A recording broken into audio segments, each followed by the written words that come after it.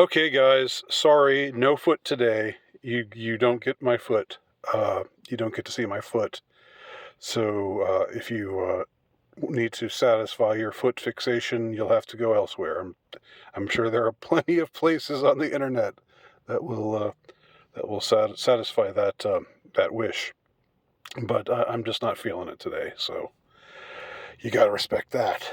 I wanted to talk about something that I have noticed from reading Dave McGowan's book "Program to Kill." It's something I've just started reading, actually, and I've more or less skimmed over the first few chapters because most of it's stuff that I'm familiar with.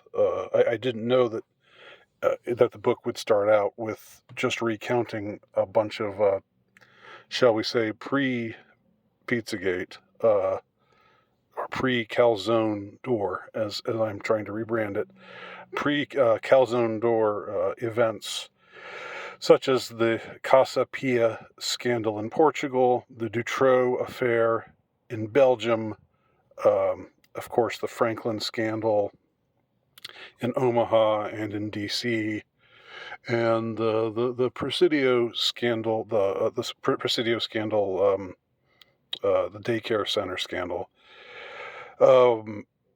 These events, all of which seem to involve the perpetration of horrific crimes on children by adults who have power and clout. And so I just sort of skimmed through those. I wanted to get to the part where McGowan, I assume, advances his thesis that a lot of the people that we learned to be that we called serial killers were actually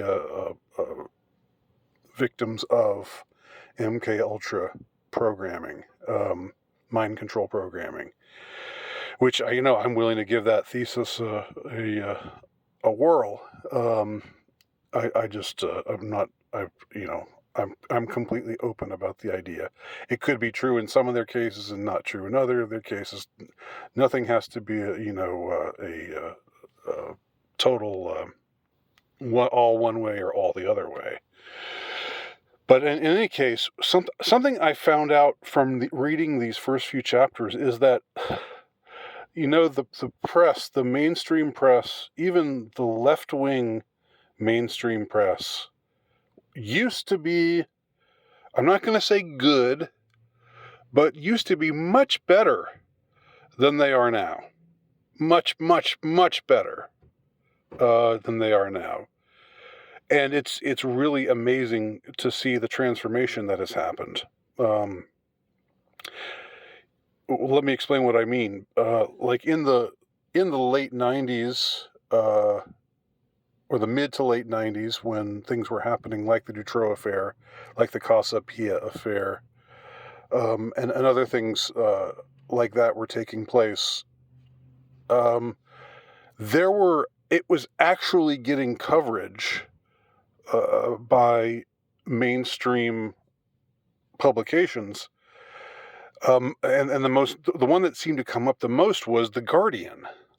The Guardian is the most, well, there's so many to choose from, but of all of the Lugan press, the Guardian is my notion of pretty much as low as it gets.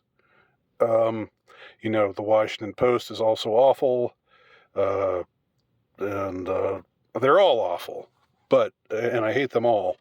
But the Guardian is the worst these days. And these days they would never cover a story like this. These days they would just say, oh, this is more QAnon, this is right-wing QAnon, fake news.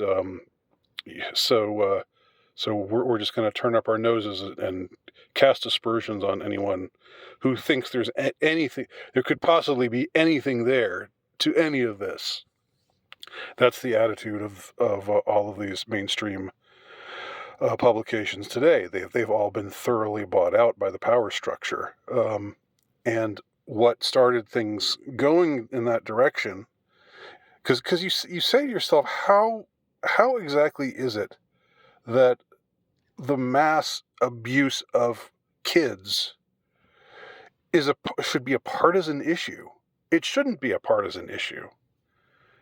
If anything, if we're going to go by the old, definitions of right and left in the past, where the left meant questioning authority and taking, taking authority to task, taking authority figures to task when they do horrible things, or where they are charged with doing horrible things, and there's evidence of them doing horrible things to children. It's just it blows my mind, and not in a good way, that very notion has just become thought of as quote unquote far right. um, you know, QAnon, or whatever these people call it. You can't even talk about kids getting molested by powerful people. You can't talk about pedophile rings without it being, aren't you just feeding into the right-wing narrative by mentioning this story?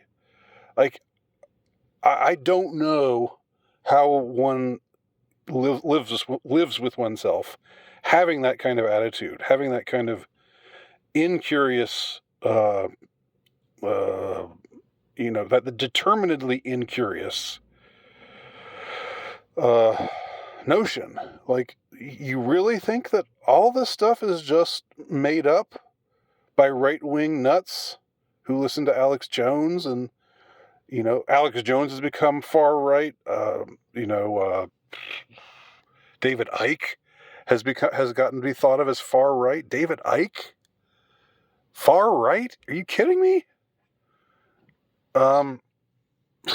Anyway, it wasn't always so, and that's what you can see from reading the first few chapters of this book, which talk about, in particular, events like the Dutroux affair, which really was a scandal. I mean, it was, and it was something that the nation of Belgium just seemed like it was on the brink of of revolt.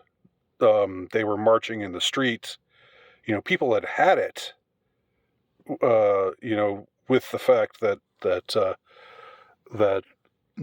these heinous crimes were not being investigated, and that there was a massive cover-up of the power structure.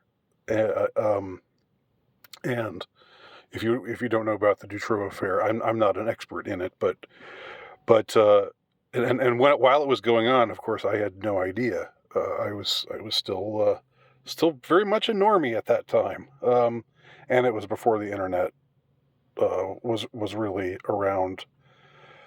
The internet was around, but it wasn't someplace where you could go and find information about stuff like this, or if it was not something that I was aware of at the time. The internet was in its more rudimentary stage back in the days when the Dutroux affair and the Casa Pia scandal and the Presidio scandal were happening. But it was amazing to see, especially The Guardian being extremely conscientious about following up on this story, and even the BBC following up on this story and reporting that there seemed to be a cover-up, things that something wasn't right about all of this, and so it's both, in a way, heartening to know that they used to be okay, or somewhat okay. I'm sure they still sucked, but they at least didn't just immediately see a story about children being sexually abused by powerful people in government, or in in powerful corporations or other powerful entities, that they didn't just immediately say, "Oh, this is all just a scam. This is all just a right-wing fever dream." The way that they do now, just shamelessly, the way that they are, that they just absolutely shill and pimp for these awful, awful people. Whereas they used to hold them, to call them to task, at least from the examples that I saw. And the Guardian, you know, it kind of makes sense. It makes sense because if, like, in the 90s, being left wing meant, as I said, meant questioning authority, meant saying, if the authorities were doing heinous things, calling them to task on it. But that's not the case now. Now, if you're a respectable so-called liberal or leftist, you do nothing but kiss up to authority, unless it's, somebody Trump-esque, or like the guy that just got elected in Argentina, and that the Lugan press is all having a cow over. I use the expression "having a cow" advisedly because Argentina is known for producing cattle. Anyhow, just something I observed, and I would very much be interested in if anybody has anything to add to my observations here. Thanks for watching.